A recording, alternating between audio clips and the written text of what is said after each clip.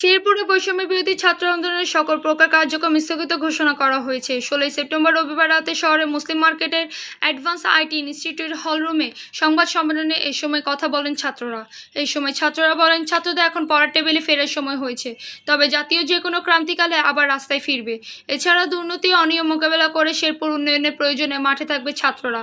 এই সময় সাধারণ ছাত্রছাত্রীদের পক্ষ থেকে লিখিত বক্তব্য রাখেন সঞ্জয় বণিক। এই সময় সাধারণ ছাত্রছাত্রীদের পক্ষে লিখিত বক্তব্য পাঠ করেন সঞ্জয় বণিক। আন্দোলনে নিহত শহীদদের প্রতি শোক এবং আহত সহমর্মিতা জানিয়ে এই সময় লিখিত বক্তব্য সঞ্জয় বণিক বলেন, আজকের পর থেকে শেরপুরে আমাদের সকল সাংগঠনিক কার্যক্রম সাময়িকভাবে স্থগিত ঘোষণা করা হলো।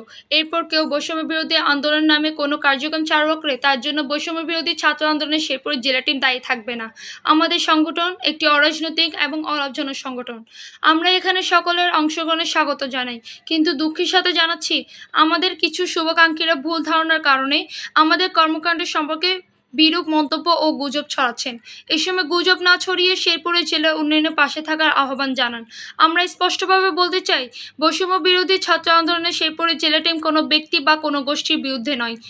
শেরপুর জেলায় কর্মরত ইলেকট্রনিক ও প্রিন্ট মিডিয়ার সাংবাদিকবৃন্দ যেন তাদের লেখনের মাধ্যমে আমাদের সকল কার্যক্রম সুন্দরভাবে জাতির কাছে তুলে ধরে। আমাদের এই প্রোগ্রামে আপনাদের উপস্থিতিকে আমরা সাধুবাদ জানাই। আজকের পর থেকে আমাদের সকল সাংগঠনিক কার্যক্রম সাময়িকভাবে স্থগিত ঘোষণা করা হবে। পরবর্তীতে কেউ কার্যক্রম চালু রাখলে আমরা বৈষম্য বিরোধী ছাত্র আন্দোলন শেরপুর জেলা টিম এজন্য দায়ী নই। ধন্যবাদ।